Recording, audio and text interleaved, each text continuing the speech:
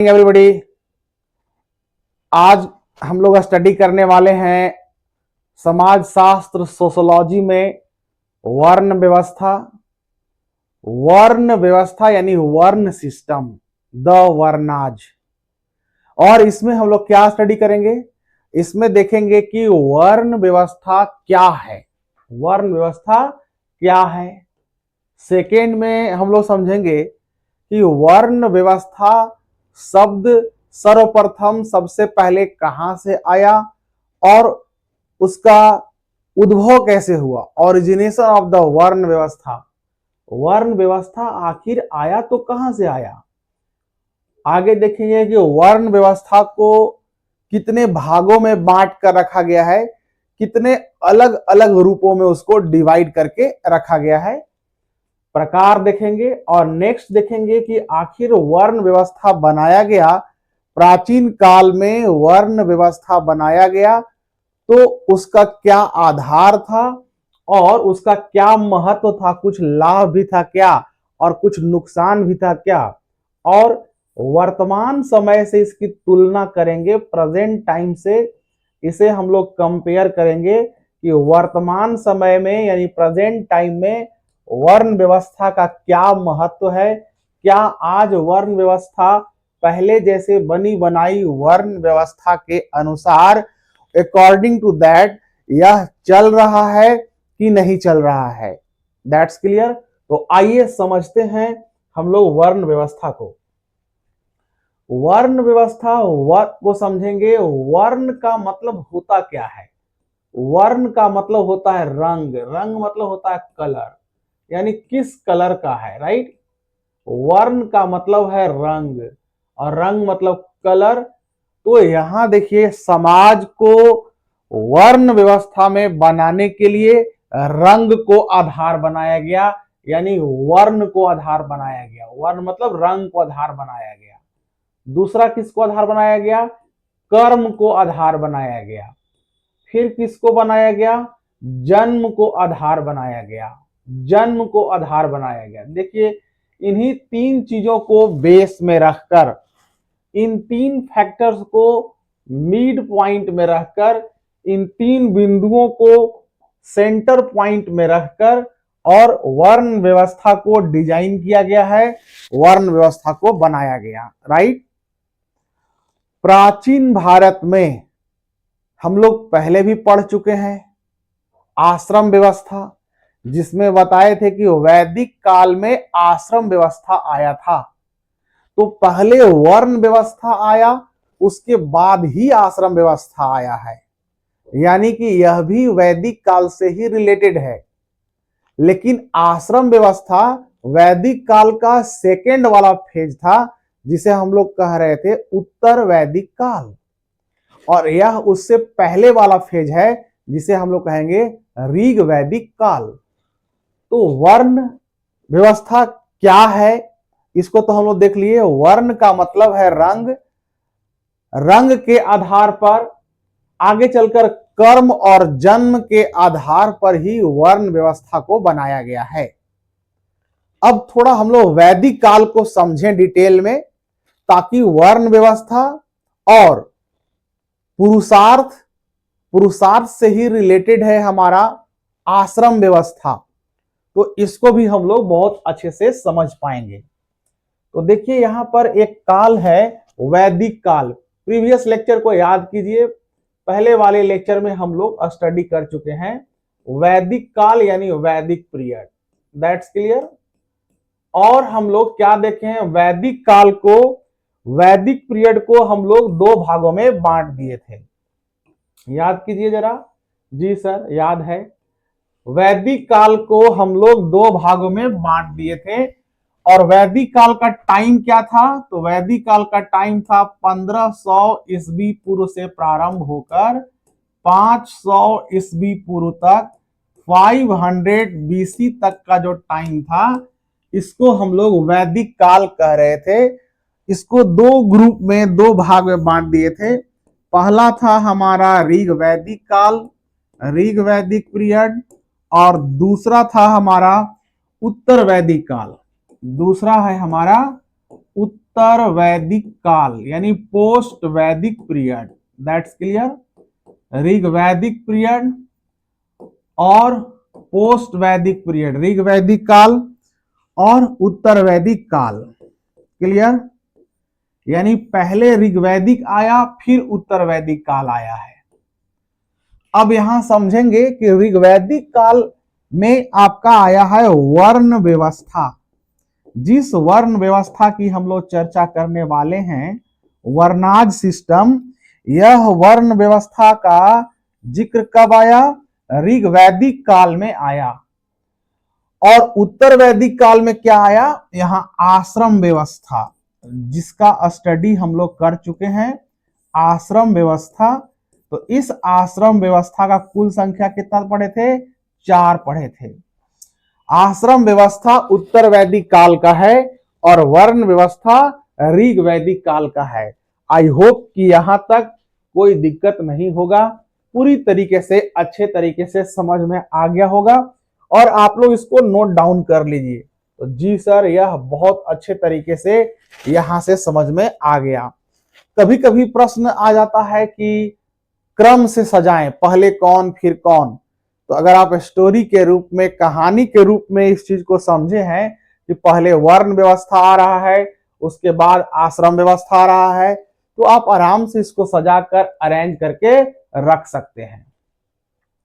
अब हम लोग समझते हैं कि वर्ण व्यवस्था का उद्भव का जिक्र, इसका जो ओरिजिनेशन हुआ, उद्भव, इसका जिक्र कब हुआ, इसका कहां से उल्लेख किया गया है, कब किया गया, वगैरह वगैरह। जब हम इसके ओरिजिनेशन की बात करते हैं, उद्भव की बात करते हैं, तो हम लोग देखते हैं कि वर्ण व्यवस्था का प्रथम बार उल्लेख ऋग्वेद में किया गया है। ऋग्वेद, यदि ऋग्वेद ऑप्शन दे देता है डायरेक्ट, तब तो अच्छा है, ऋग्वेद आंसर कर ही देंगे हम लोग। लेकिन ऋग्वेद अगर डायरेक्ट ऑप्शन नहीं दिया, तब फिर इसमें थोड़ा ऑप्शन क्लिष्ट हो जाएगा। क्या क्लिष्ट होगा, ये हम लोग को याद रखना पड़ेगा। थोड़ा समझिए आगे चलकर। ऋग्वेद कई मंडलों में बटा हुआ है। ऋग्वेद कई मंडलों में बटा हुआ है और इसके मंडल की कुल संख्या 10 है। दैट मीन्स हम लोग क्या बोलेंगे कि ऋग्वेद में कुल 10 मंडल हैं। ऋग्वेद कुल 10 मंडलों में डिवाइड किया गया है। 10 मंडल में ऋग्वेद को बांटा गया है और इस 10 मंडल का जो सबसे आखिरी वाला है, 10वां मंडल, देखिए यहां से भी ऑप्शन पूछा जाता है। 10वां मंडल यानी 10th मंडल, 10वां मंडल को हम लोग क्या बोलेंगे? आइदर ऐसे लिखें तब, या 10th मंडल हम लोग इस तरह से लिखें तब, और कर देते हैं 10th मंडल। ठीक है, तो जी सर ठीक है। अब इस 10वें मंडल के लिए एक विशेष नाम रखा गया है। इस 10वें मंडल का नाम है, यहां पर नोट कीजिएगा, पुरुष सूक्त। पुरुष सूक्त। ऋग्वेद के 10वें मंडल को, 10th मंडल को, ऋग्वेद के 10वें मंडल को पुरुष सूक्त कहा गया है। राइट, ऋग्वेद के 10वें मंडल को पुरुष सूक्त कहा गया है और इसी पुरुष सूक्त में सबसे पहली बार इस बात का जिक्र किया गया है वर्ण व्यवस्था का, कि भारत में वर्ण व्यवस्था पर आधारित भारत का समाज संचालित था। तो अब यहां से देन प्रश्न पूछा जाएगा कि वर्ण व्यवस्था का उल्लेख कहां किया गया है? तो ज्यादा संभावना है, मैक्सिमम पॉसिबिलिटी है कि पुरुष सूक्त ही ऑप्शन में रहेगा। लेकिन कई बार क्या होता है कि ऑप्शन में चेक किया जाता है कि स्टूडेंट चीजों को कितने अच्छे तरीके से समझ पाए हैं। इसीलिए क्या करता है कि वो ऑप्शन में पुरुष सूक्त न देकर ऑप्शन में डायरेक्ट ऋग्वेद दे देगा, यजुर्वेद देगा, सामवेद देगा, अथर्ववेद देगा। तो हम लोग क्या कर लेंगे? ऋग्वेद टिक कर लेंगे। और अगर पुरुष सूक्त देगा तो अच्छी बात है, 10वां मंडल देगा तब भी कोई दिक्कत नहीं है। ठीक है, अब आगे चलते हैं। ऋग्वेद में पहली बार, फर्स्ट टाइम इसका तो उल्लेख हो गया है ऋग्वेद में, लेकिन ऋग्वेद के साथ साथ उस काल के और भी जितने साहित्य हैं, जितने लिटरेचर हैं, उन साहित्य में भी, उन लिटरेचर्स में भी, उन साहित्यों में भी वर्ण व्यवस्था का जिक्र किया गया है। जैसे वैदिक काल में कुछ और भी ग्रंथ लिखे गए हैं। एक ग्रंथ है अरण्यक। अरण्यक अरण्यक अब जरा अरण्यक को समझते हैं थोड़ा। प्रीवियस क्लास को याद कीजिए, अरण्यक पर हम लोग चर्चा किए थे। अरण्य का मतलब बताए थे वन या जंगल, राइट। वन या जंगल को हम लोग बोले थे अरण्य।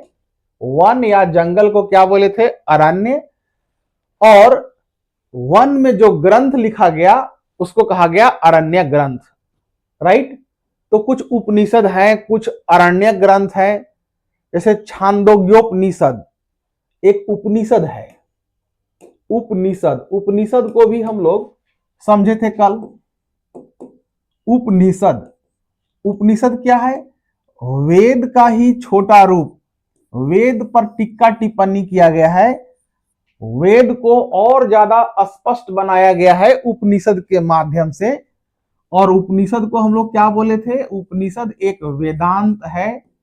वेदांत मतलब बताए थे वेदों का अंत, यानी कि ज्ञान की बातें हैं, इसमें दर्शन की बातें हैं। वेद में ज्ञान है और इसमें दर्शन है। अब दोनों में अंतर समझते हैं। ज्ञान और दर्शन में क्या अंतर है? बोले सर दोनों तो एक ही चीज लग रहा है। नहीं, दोनों में अंतर है। ज्ञान का मतलब होता है कोई चीज आप सीख लीजिए। जैसे मान लीजिए आप कुछ कला जानते हैं, आप कुछ बहुत अच्छा कला जानते हैं पेंटिंग, और आपसे हम सीख लिए। हम बहुत अच्छा कला जानते हैं टीचिंग का, और आप हमसे सीख लिए, आपका रिजल्ट हो जाता है। क्यों? क्योंकि हम बहुत अच्छे कलाकार हैं, हम बहुत अच्छे अध्यापक हैं। हम उस क्वेश्चन को पकड़ लेते हैं जो एग्जाम में आता है, हम उस बात को डेवलप करवा देते हैं आपके अंदर जो एग्जाम को चाहिए, जो एग्जामिनर सेट करता है क्वेश्चन, आप लॉजिक से पकड़ लेते हैं। तो हमारे अंदर क्या है? एक तर्क है, एक लॉजिक है। और आप जो सीख रहे हैं, डायरेक्ट मान लीजिए मेरी बात को सीख रहे हैं, तो आपके अंदर तर्क अभी नहीं आया है। आप पहले क्या लेंगे? ज्ञान लेंगे। और जब ज्ञान ले लेंगे, याद हो जाएगा, तो हो सकता है कि हमसे भी अच्छा आपके अंदर तर्क आ जाए, हमसे भी अच्छा आ जाए। या जो इसने किताब लिखा, समाज शास्त्र का किताब लिखा, डॉक्टर जीएस घुर्वे, डॉक्टर जीएस घुर्रे, बहुत सारे लोग ऐसे हैं। मनु ने मनुस्मृति किताब लिखा है, वर्ण व्यवस्था पर इन लोग भी बात करेगा, तो हम लोग उस पर भी चर्चा करेंगे। तो इन लोग जो बात बोला, हो सकता है कि आप इन लोग के बात पर आप सहमत ना हो, आप बोले कि नहीं ये उस समय की परिस्थिति के अनुसार था, आज ऐसा नहीं है। तो जो आप लॉजिक देंगे, आप अपना उससे अच्छा विचार अगर आप प्रकट करेंगे, तो यह विचार क्या होगा? आपका दर्शन होगा, आपका सोच होगा, आपकी अपनी आइडियोलॉजी होगी, आपकी अपनी विचारधारा होगी। ठीक है, ज्ञान हम वहीं से लिए, लेकिन उसमें मॉडिफाई हम कर रहे हैं, उसको हम संशोधित कर रहे हैं। यदि हम मॉडिफाई कर रहे हैं, संशोधित कर रहे हैं, तो इसका मतलब यह हुआ कि हमारे अंदर दर्शन है। क्लियर? तो आप दार्शनिक हो गए, यानी आप उपनिषद गुरु के समीप बैठकर सच्चे ज्ञान प्राप्त करेंगे, वेदांत, वेदों का अंत, और आप क्या करेंगे? दर्शन सीखेंगे, फिलॉसफी सीखेंगे। क्लियर? और उपनिषद का कुल संख्या बताए थे कितना है? 108। तो इन्हीं उपनिषदों में एक उपनिषद है छांदोग्योपनिषद। छांदोग्योपनिषद, इस उपनिषद का नाम हम यहां लिख देते हैं, नोट डाउन आप लोग भी कर लीजिए। छांदोग्योपनिषद, छांदोग्यो, छांदोग्यो, छांदोग्योपनिषद। देखिए ये क्या है? तो बोलेंगे उपनिषद का एक अलग हिस्सा है, मतलब अलग प्रकार का। 108 उपनिषदों में, 108 उपनिषदों में एक उपनिषद है छांदोग्योपनिषद। और इस छांदोग्योपनिषद में वर्ण व्यवस्था का जिक्र किया गया है। वर्ण व्यवस्था का सिस्टम कैसे चलेगा, वर्ण व्यवस्था का उद्भव कैसे हुआ, इसका भी जिक्र यहां पर किया गया है। लेकिन एक चुनना होगा ऑप्शन में, तो ऋग्वेद ही चुनना है। ऋग्वेद का 10वां मंडल पुरुष सूक्त ही आपको आंसर करना है। लेकिन अगर ऑप्शन में देगा एक सही है, दो सही है, तो इसको भी गलत नहीं करना है। छांदोग्योपनिषद को यानी उपनिषद भी दे सकता है, तो उपनिषद को भी रॉन्ग नहीं करना है। उपनिषद को भी हम लोग बोलेंगे हाँ ये भी ठीक है, इसमें भी चर्चा किया गया है। इस उपनिषद के अलावे इसी काल में, वैदिक काल में ही, उत्तर वैदिक काल में एक बहुत बड़ा ग्रंथ जिसको इपिक कहते हैं। इपिक, इपिक का मतलब होता है एक ऐसा ग्रंथ जो बहुत लंबा चौड़ा हो, जो बहुत लंबा चौड़ा हो। जैसे महाभारत, महाभारत को जय संहिता भी कहा जाता है। महाभारत को जय संहिता भी कहा जाता है। तो महाभारत का एक पाठ है, इस पाठ का नाम है शांति पर्व। महाभारत का एक पाठ है शांति पर्व, और महाभारत के इस शांति पर्व में, महाभारत के इस शांति पर्व में भी वर्ण व्यवस्था का जिक्र किया गया है, वर्ण व्यवस्था का उल्लेख किया गया है। राइट। तो हम लोग क्या देखे, ऋग्वेद के 10वें मंडल पुरुष सूक्त में, छांदोग्योपनिषद में और महाभारत के शांति पर्व में भी वर्ण व्यवस्था का उल्लेख है और इसके उद्भव से संबंधित सिद्धांत भी दिए गए हैं।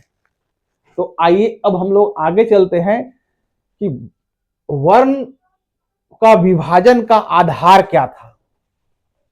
वर्ण का जो विभाजन हुआ एक कैसे हुआ, कब हुआ, इसको तो देख लिए, लेकिन हुआ कैसे और किया किसने, इसको हम लोग जानते हैं। तो आप देखिए, जिस वैदिक काल की हम लोग बात कर रहे हैं, पहले इसको आप मानचित्र से, नक्शा से पहले समझिए। आप थोड़ा कॉन्सेप्ट और क्लियर कीजिए, ताकि जब भी प्रश्न आए तो आप थोड़ा भी कंफ्यूज ना हो और बहुत अच्छे तरीके से आप लॉजिकली तर्क के आधार पर आंसर करने में कैपेबल हो रहे हैं। देखिए, ए वाला जो क्षेत्र है ये पाकिस्तान का क्षेत्र है और यह इंडिया का क्षेत्र है, भारत का क्षेत्र है। क्लियर। अब भारत में पूरा भारत नहीं देखना है, भारत में सिर्फ आपको इतना ही जानना है, सिर्फ इन्हीं क्षेत्र तक ही जानना है। आपको संपूर्ण इंडिया का चर्चा नहीं करना है, क्योंकि जो इसका ओरिजिनेशन है वो संपूर्ण भारत से कोई संबंध नहीं रखता है। That's clear. तो इस यहां देखिए, कई विद्वानों का मानना है कि आर्कटिक प्रदेश में, मध्य एशिया, एशिया देखिए इधर है, एशिया तो ये भी है, मध्य एशिया मान लीजिए यहां पर है, मध्य एशिया, आर्कटिक प्रदेश, ये ठंडा वाला प्रदेश है, ऊपर में आर्कटिक प्रदेश है, ऊपर में। क्लियर। आर्कटिक प्रदेश, ये आप याद नहीं भी रखेंगे तो कोई दिक्कत नहीं है।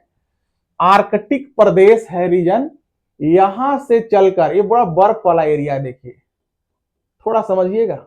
आर्कटिक प्रदेश लिख ही देता हूं पूरा, आप भी नोट कर लीजिए। आर्कटिक, नीचे में है अंटार्कटिक और ऊपर में है आर्कटिक। तो आर्कटिक प्रदेश पूरा ठंडा एरिया बर्फ से ढका हुआ है। अब जरा सोचिए, कोई भी चीज अगर बर्फ में हो, कोई इंसान अगर बर्फ में रह रहा हो, बर्फ वाले क्षेत्र में रह रहा हो, तो उसका रंग कैसा होगा, उसका वर्ण कैसा होगा, श्वेत वर्णी होगी, श्वेत वर्ण वाला होगा कि श्याम वर्णी होगा, सांवला वर्ण वाला होगा, या काला वर्ण वाला होगा। तो आप बोले सर बर्फ में रह रहा है, ठंडा प्रदेश में रह रहा है, तो वह गोरा हो जाएगा, यानी श्वेत वर्णी होगा। तो यहां पर आपको नोट करना है श्वेत वर्णी, यानी श्वेत वर्ण वाले, यानी गोरे रंग वाले। और एक गोरे रंग वाले थे कौन, ये श्वेत वर्णी थे कौन, ये थे अपने आप को इन्होंने क्या कहा, आर्य कहा। आर्य, आर्य। महाभारत अगर आप देखे होंगे या देखे ही है ना, तो महाभारत में अक्सर कहता आइए आर्य पुत्र पधार रहे हैं, आर्य पुत्र आइए, यानी कि जितने पात्र हैं सब आर्य पुत्र हैं। और आर्य का अर्थ क्या होता है? आर्य का अर्थ पूछेगा, आर्य का अर्थ इन्होंने क्या लगाया है? श्रेष्ठ। आर्य का अर्थ है श्रेष्ठ, द ग्रेट। अब इस चीज को पकड़िए, एक तो ये श्वेत वर्णी है, अपने वर्ण चूंकि ठंडा प्रदेश है, व्हाइट गोरे रंग वाले हैं, इन्होंने अपने आप को आर्य कहा और ये कैसे हैं? श्रेष्ठ हैं। ठीक है, लेकिन ये रह कहां रहे हैं? भारत में रह रहे हैं क्या? नहीं, भारत में नहीं रह रहे हैं, ये रह रहे हैं भारत से बाहर आर्कटिक प्रदेश में। और ये इन्वेडर के रूप में, आक्रांता के रूप में आते हैं कहां? भारत में। ये पाकिस्तान भले ही है, लेकिन उस समय यह भारत ही था, पाकिस्तान, भारत। और अगर ये अफगानिस्तान की बात करें हम लोग, तो अफगानिस्तान वाला हिस्सा भी, बहुत सारा हिस्सा इसका भारत का ही हिस्सा था। तो यदि भारत को देखें तो ये पूरा ये वाला एरिया जो है ऐसे हमारा, ये भारत ऐसे कवर कर रहा है। क्लियर?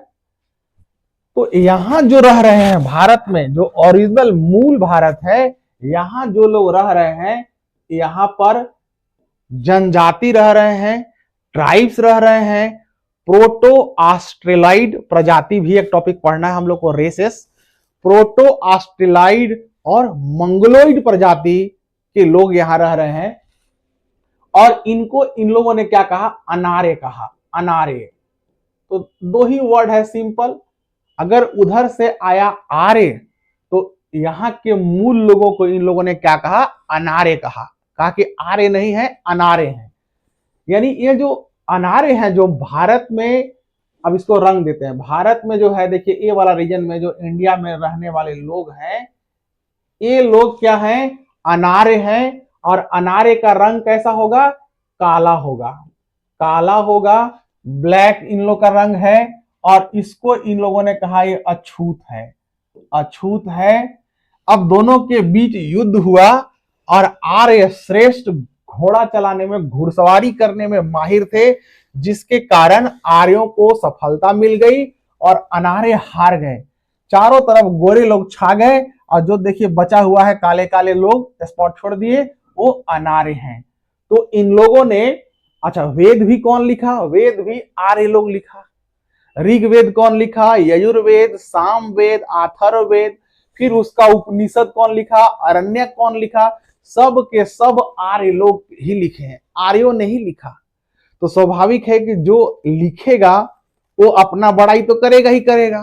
दूसरी बात, वह शक्ति में भी है, पावर में भी है। तो इसीलिए इन लोगों ने अपने बारे में खूब बढ़ा चढ़ा कर लिखा और कहा कि हम लोग श्वेत वर्णी हैं, हम लोग श्रेष्ठ हैं, हम लोग आर्य पुत्र हैं, हम लोग आर्य हैं।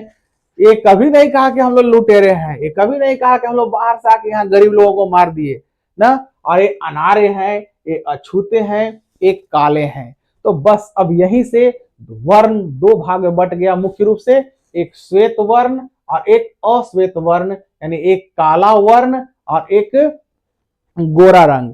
अब इसी के आधार पर वर्ण का विभाजन किया गया। अब वर्ण का विभाजन करते हुए आगे डिटेल में बताया गया कि पूरे समाज की व्यवस्था को चलाने के लिए वर्ण है, और वर्ण को ब्रह्मा जी से जोड़ दिया गया। आर्यों ने ब्रह्मा देवता को, ब्रह्म देवता को सबसे महत्वपूर्ण माना और ब्रह्मा को कहा कि ब्रह्मा से ही इनका उद्भव हुआ है, ब्रह्मा से इनका जन्म हुआ है। और भगवान ब्रह्म के मुख से, मुख मतलब माउथ, मुख से जन्म हुआ। एक वर्ण का नंबरिंग करते जा रहे हैं। मुख के बाद ऊपर से चलिएगा, मुख के बाद क्या आएगा? ये वाला चेस्ट आएगा, चेस्ट से जुड़ा हुआ हैंड आएगा, हाथ, बाजू। तो सेकेंड में आएगा बाहु, माने भुजा। बाहु, बाहु बोले तब, या भुजा बोले तब, या आर्म्स बोले तब। तो एक मुख से जन्म लिया, एक भुजा से जन्म लिया, बाहु से जन्म लिया। थर्ड नंबर में आएंगे, यहां से नीचे आएंगे तो ये क्या? उदर। उदर का मतलब क्या होता है? पेट। तो तीसरे नंबर पर हम लोग देखते हैं उदर से जन्म लेने वाला, यानी पेट से जन्म लेने वाला। और उदर के बाद अगर हम और नीचे जाएंगे तो क्या देखेंगे कि नीचे का जो पार्ट है, यानी जंघा या घुटना, जो पूरा भार संभाल के रखा है, जंघा, जांग ऑब्लिक जंघा, या घुटना। ये ऑप्शन अलग अलग जगह पर अलग अलग ढंग से दिया हुआ रहता है। कहीं कहीं जांग लिखेगा, जंघा लिखेगा, कहीं कहीं घुटना लिखा रहेगा, तो दोनों एक ही चीज है, राइट। हालांकि बायोलॉजिकल टर्म में देखें तो अलग है, घुटना नीचे का चीज हो गया, जांग ऊपर का चीज है, लेकिन फिर भी कॉरिलेट करके एक ही रखा गया है। अब कहा गया कि ब्रह्मा के मुख से, मुख देखिए माउथ सबसे पवित्र होता है, सबसे पवित्र मुख है, तो सबसे जो श्रेष्ठ थे जिन्होंने अपने आप को सबसे ऊपर रखा, ब्राह्मण। ब्राह्मणों ने कहा कि ये ब्रह्मा के मुख से जन्म लिए हैं, इसीलिए ब्राह्मण। एक क्रम से मिलाने के लिए देता है, वर्ण व्यवस्था को क्रम से मिलाइए, राइट। तो हम लोग वर्ण व्यवस्था को क्रम से ही लिख रहे हैं और एक एक करके इसका डिटेल समझेंगे। बाजू से जो जन्म लिया, इसके लिए एक वर्ड ले लिया क्षत्रिय, और जो उदर से जन्म लिया, पेट से जन्म लिया, इसके लिए लिया वैश्य, वैश्य। और जो घुटने से या थाई से जन्म लिया, इसके लिए एक वर्ण लिया शूद्र। अब इन लोग का कहना है, महाभारत के शांति पर्व में या जिस किसी में है कहना, इन लोगों ने ऐसा वर्णन किया कि पहले ब्राह्मण का जन्म हुआ, ब्राह्मण के जन्म के बाद समाज में और चीजों की आवश्यकता हुई, ये अकेले पूरा काम नहीं कर पा रहे हैं, तो फिर क्षत्रिय को जन्म लेना पड़ा, ब्रह्मा को क्षत्रिय उत्पन्न करना पड़ा बाजू से। इनसे भी समाज नहीं संभला, और लोगों की आवश्यकता हुई तो वैश्य को जन्म दिया गया, और लोगों की आवश्यकता हुई समाज को स्टेबल करने के लिए, समाज को स्थिर करने के लिए, तो शूद्र को जन्म दिया गया।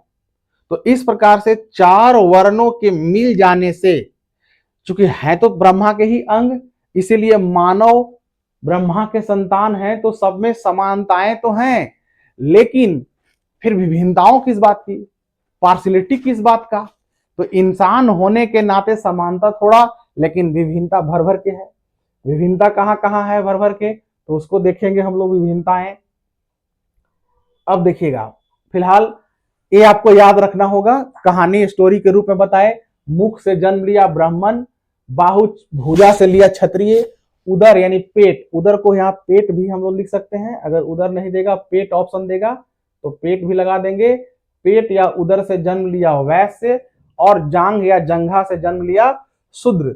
तो इस प्रकार से वर्ण व्यवस्था का उद्भव हुआ।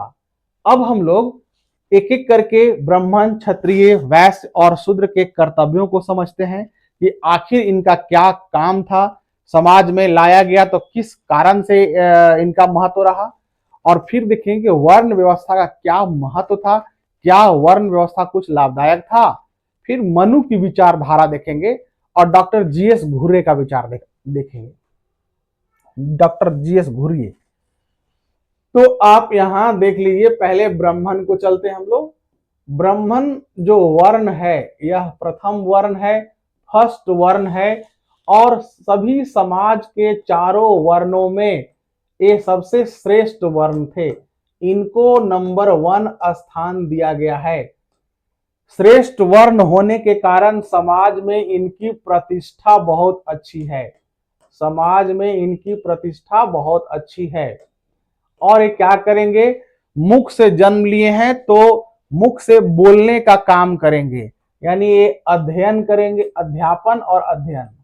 अध्ययन मतलब होता है पढ़ना, तो पहले पढ़ेगा तब तो पढ़ाएगा, तो अध्ययन प्लस अध्यापन, इनका जो काम है अध्ययन और अध्यापन करवाना, खुद पढ़ना पढ़ाना, यानी शॉर्ट में यहां पर दे देगा ज्ञान वितरण। जो नॉलेज का डिवाइडर है, ज्ञान का जो वितरण है, एक काम इन लोग करेंगे। इसके साथ इन लोग क्या करेंगे, यज्ञ करवाना। कहीं अगर यज्ञ करवाना है, आज भी देखिए यज्ञ करवाता है इन लोग, तो यज्ञ करवाना। और क्या काम है, धार्मिक कार्यों में प्रधानता। अगर कहीं सेक्टियल वर्क हो रहा है, धर्म से संबंधित कोई काम हो रहा है, जैसे कहीं मंदिर की प्राण प्रतिष्ठा हो रही है देवी देवताओं की, तो उसमें ब्राह्मणों का ही इंपॉर्टेंट रोल रहता है। तो धार्मिक कार्यों को संपादित करना, धार्मिक कार्यों को ध्यान से समझिएगा, क्योंकि यहीं से आगे फिर हम लोग बढ़ेंगे। धार्मिक कार्यों को संपादित करना, राइट। एक काम था ब्राह्मणों का। दूसरी बात, ये जो जन्म लिया इन लोग, वर्ण का जो विभाजन है वो जन्म के आधार पर रखा गया। बहुत इंपॉर्टेंट क्वेश्चन है। वर्ण का जो विभाजन हुआ, वर्ण का विभाजन किसके आधार पर है? जन्म के आधार पर। पहला पॉइंट यही ना बताए थे, वर्ण का विभाजन का आधार जन्म के आधार पर रख दिया गया। हालांकि बाद में कर्म को भी माना गया है, लेकिन कर्म पहले था।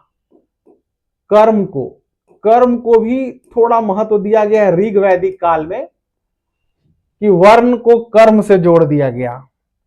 वर्ण को जन्म के आधार पर और पुनर्जन्म के आधार पर भी जोड़ा गया है। तो सी पॉइंट में हम लोग लिखते हैं पुनर्जन्म। एक एक करके हम लोग स्टडी करेंगे वन बाय वन। पुनर्जन्म यानी रीबर्थ, दोबारा जन्म लेने वाली बात, जिसमें सबसे ज्यादा जो महत्व दिया गया है, यह जन्म को ही दिया गया है, किस वर्ण में जन्म लिया है। कर्म को उतना महत्व नहीं है, लेकिन फिर भी है। पुनर्जन्म को पूरा तरीके से महत्व दिया गया है। आगे चलते हैं हम लोग नेक्स्ट। ब्राह्मण के बाद दूसरा पॉइंट में हम लोग क्या देख रहे हैं? क्षत्रिय। क्षत्रिय, अच्छा, ब्राह्मण का रंग कैसा है? ब्राह्मण का रंग है श्वेत। क्षत्रिय का रंग कैसा है? थोड़ा लाल रंग का है, रेड कलर का। ब्रह्मा ने लाल रंग जनरली क्षत्रियों को दिया और बाजू में ताकत भर दिया। एक कथा के अनुसार, महाभारत के शांति पर्व के अनुसार, और इनका मुख्य कार्य है, ताकत वाला बाजू है तो आप देखते हैं आर्म्स यानी कि शस्त्र, हथियार, शस्त्र धारण करना इनका मुख्य कार्य हो गया। शस्त्र धारण करेंगे तो क्या करेंगे? युद्ध करेंगे। युद्ध करेंगे तो क्या करेंगे? रक्षा करेंगे। यानी रक्षा करना, युद्ध करना, शस्त्र धारण करना, यह क्षत्रियों का कर्तव्य हो गया, क्षत्रियों का ड्यूटी हो गया। राइट। अब सवाल है कि केवल पढ़ा देने से, ब्राह्मण अगर मुख से बोल रहा है, अध्यापन करवा रहा है, तो पेट तो नहीं पलने वाला है। जब तक उसको कोई खाना ना दे, जब तक उसको कोई सेवा ना दे, तब तक वह समाज में स्टेबल नहीं है। वर्ण व्यवस्था स्टेबल नहीं है। अगर हम टीचर हैं, हम पढ़ा रहे हैं, और पढ़ाने के बदले यदि पेमेंट ना आए, तो मेरा व्यवसाय कहाँ स्टेबल है? नहीं स्टेबल होगा। करोड़ों लोग शिक्षक बेरोजगार हो जाएंगे, डॉक्टर बेरोजगार हो जाएगा, इंजीनियर बेरोजगार हो जाएगा। राइट। तो समाज में इस प्रकार की संरचना है कि एक दूसरे पर सबकी निर्भरता है, एक दूसरे पर सब लोग आश्रित हैं।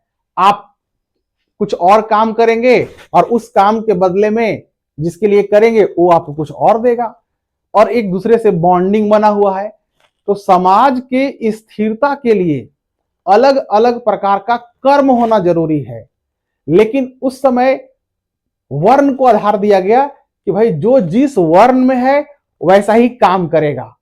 तो हम लोग काम भी देख रहे हैं। अब चाहेगा क्षत्रिय की वेद पढ़ाने लगे तो उसको नहीं पढ़ाने दिया जाएगा। अगर ब्राह्मण सोचेगा कि हम तलवार लेके लड़ने लगे तो लड़ सकता है, उसको अधिकार था, वो समाज में सबसे टॉप का था, इसलिए उसको वो अधिकार था। तो उस पर हम चर्चा बाद में करेंगे। पहले ब्राह्मण देख लिए, दूसरा क्षत्रिय देख लिए। अब हम लोग ब्राह्मण क्षत्रिय के बाद तीसरा नंबर पर आते हैं, थर्ड नंबर पर। और थर्ड हमारा क्या है? वैश्य। वैश्य का उद्भव हम लोग कहां से देखे हैं? वैश्य का उद्भव उदर से देखे हैं। उदर मतलब पेट, यानी पेट से जन्म लिया है, उदर से जन्म लिया है, तो स्वाभाविक है इसका काम क्या होगा? पेट पालना, पेट भरना। तो फिर पेट भरना कैसे संभव है? तो एक क्या करेंगे? व्यापार करेंगे। इनका मुख्य कार्य था व्यापार करना। व्यापार के साथ साथ कृषि करना भी इनका काम है। तो मेन व्यापार ही है। एक चुनने के लिए देगा तो व्यापार, ट्रेड ही चुनिएगा। इनका मेन काम है व्यापार करना और अर्थव्यवस्था को, यानी इकोनॉमिक कंडीशन को मजबूत बनाना। व्यापार करेगा तो पैसा आएगा, और ये पैसा आएगा तो इन लोग टैक्स भी चुकाएगा, टैक्स देगा, कर भी चुकाएगा, और कर चुकाएगा तो फिर ऊपर राजा अपना शासन व्यवस्था बनाकर रखेगा। राजा कौन होगा? क्षत्रिय राजा होगा। शासन कौन कर रहा है? क्षत्रिय। लेकिन कानून कौन बता रहा है क्षत्रिय को? कानून यानी कि पहले क्या था? धार्मिक नियम। जो धार्मिक नियम था, सेक्टियल रूल था, धर्म से संबंधित जो नियम था वही संविधान था।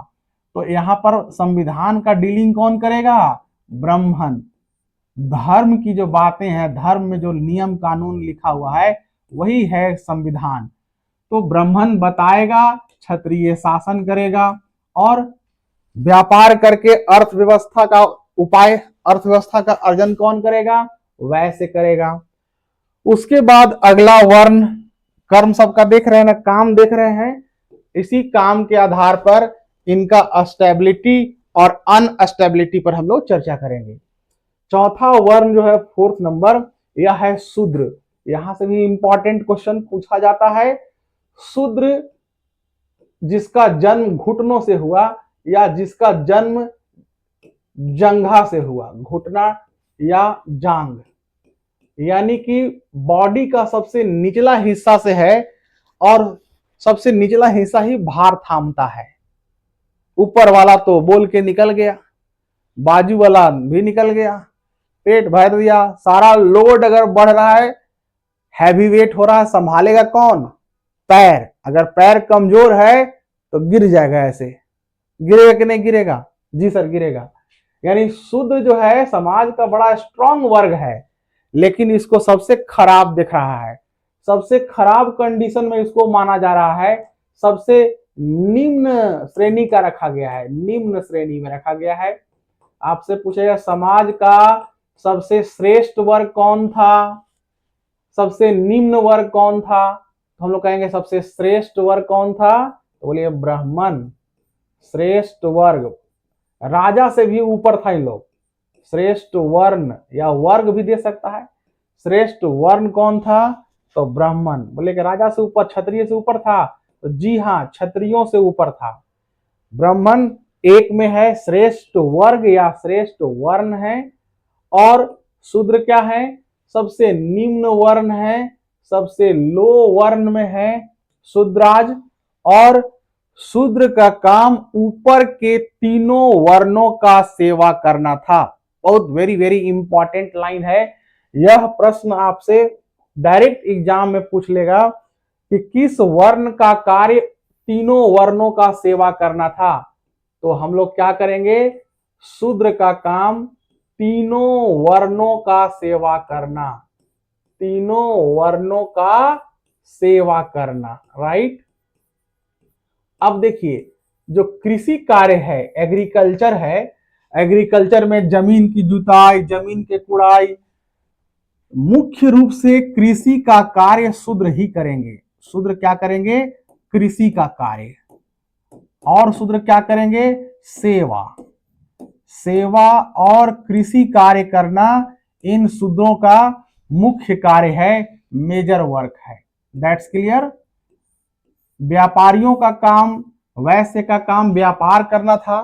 थोड़ा बहुत कृषि में इन्वॉल्व होते थे, लेकिन मुख्य रूप से कृषि का कार्य करना शूद्रों का था।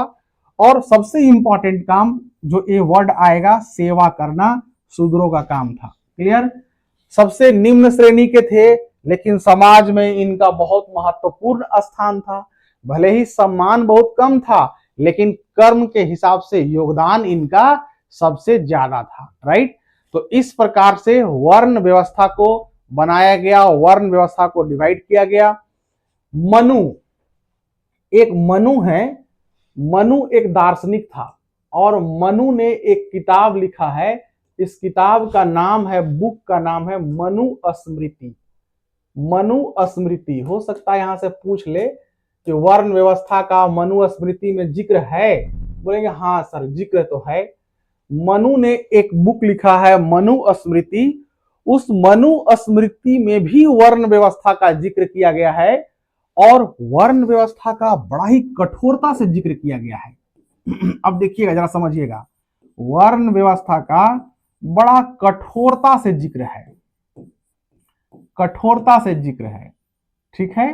अगर हम महाभारत की बात करें तो महाभारत में भी वर्ण व्यवस्था का बड़ा कठोरता से जिक्र है, कठोरता से जिक्र है दोनों का, महाभारत में भी और मनुस्मृति, मनु ने भी ऐसा लिखा है। अब क्यों इन लोग वर्ण व्यवस्था को इतना आधार मान के चल रहा है कि इतना रिजिड है कि वर्ण व्यवस्था स्ट्रांग होना चाहिए, वर्ण व्यवस्था टूटनी नहीं चाहिए, जो जिस वर्ण में जन्म लिया उसी वर्ण से जुड़ा हुआ काम करना चाहिए और काम करना पड़ेगा, और अगर नहीं करेगा तो उसके लिए दंडित भी किया जाएगा, दंड देने का भी प्रावधान था। तो वर्ण व्यवस्था बताया ना कैसे हुआ, जन्म के आधार पर, पुनर्जन्म के आधार पर, थोड़ा बहुत कर्म के आधार पर आइडेंटिफाई किया गया। अब जरा हम लोग थोड़ा समझते हैं इन दोनों का नेचर क्या था। पहले महाभारत का जिक्र करते हैं। ये महाभारत वाला तो आप लोग को पता होगा, आप लोग देखे भी होंगे, महाभारत सीरियल जरूर देखे होंगे, और महाभारत में आप कर्ण को जरूर देखे होंगे, बिल्कुल जानते हैं कर्ण को, दानवीर कर्ण, और एक अर्जुन को भी जानते हैं आप लोग, और दोनों भाई थे ये भी जानते होंगे, दोनों शत्रु थे ये भी जानते होंगे, राइट। लेकिन समाज में जन्म दोनों का क्षत्रिय कुल में ही हुआ, लेकिन थोड़ा अंतर आ गया, समाज में चीजें ओपन नहीं हो पाई। ओपन नहीं हो पाने के कारण इसका लालन पालन शूद्रों ने किया, शूद्रों ने किया, यानी ये शूद्र बन गया। वैश्य पुत्र, सूत पुत्र, नॉट वैश्य, सूत पुत्र। आप अक्सर देखे होंगे युद्ध में अर्जुन सूत पुत्र कहकर ही पुकारता था कर्ण को, और कर्ण इसी बात से चिढ़ता था, और अर्जुन क्या था, क्षत्रिय था, राइट। अब दोनों का जन्म भले ही एक में हुआ, लेकिन समाज में ऐसी धारणा बनी कि इसको शूद्र ने पाला, इसीलिए सूत पुत्र हो गया और एक क्षत्रिय हो गया। दोनों का काम करने का तरीका देखिए, बहादुर तो यह भी है, कर्ण अर्जुन से ज्यादा बहादुर है। केवल बहादुर ताकत से ही नहीं है, कर्ण के पास ऐसा नहीं है केवल ताकत है, अर्जुन से बुद्धि भी ज्यादा है, अर्जुन से ज्ञान भी ज्यादा है, अर्जुन से ज्यादा उदार भी है, अर्जुन से ज्यादा समाज में काम करने वाला सामाजिक भी है, सोशल भी है, क्लियर। लेकिन फिर भी इसको महत्व नहीं दिया जा रहा है। कई बार ऐसे सम्मेलन आए, कई बार ऐसा मोमेंट आया जहां इसको रोक दिया गया, जहां इसको पार्टिसिपेट नहीं करने दिया गया। जैसे द्रौपदी के स्वयंवर को आप ले लीजिए, वहां पर इसका बैनिंग लग गया, लास्ट में नहीं तो द्रौपदी का यही जीतता। दूसरी बात, अंगराज कर्ण, अंग महाजनपद जो था उसको भी कर्ण ने जीता। जैसे भी हुआ, कहानी पूरा महाभारत का डिटेल नहीं बता रहे हैं क्योंकि उसकी आवश्यकता नहीं है। हमारा सिर्फ यहां उद्देश्य यह क्लियर करना है जन्म का क्या महत्व है। जन्म और वर्ण, जन्म से ही जुड़ा हुआ है, वर्ण कर्म को आधार नहीं माना। अगर कर्म को आधार मानता तो कर्ण भी बहुत महान महान कार्य करके सिद्ध करता था, तो फिर कर्ण को भी क्षत्रिय का दर्जा मिलना चाहिए था, राजा का सेवक के रूप में रखा जाना चाहिए था, इसे भी बहुत अच्छी खासी जगह मिलनी चाहिए थी। हालांकि मिला, लेकिन अपोजिट वाले ने दिया, वो शत्रुता निभाने के लिए दिया ताकि अपने शत्रु को डिफीट किया जा सके।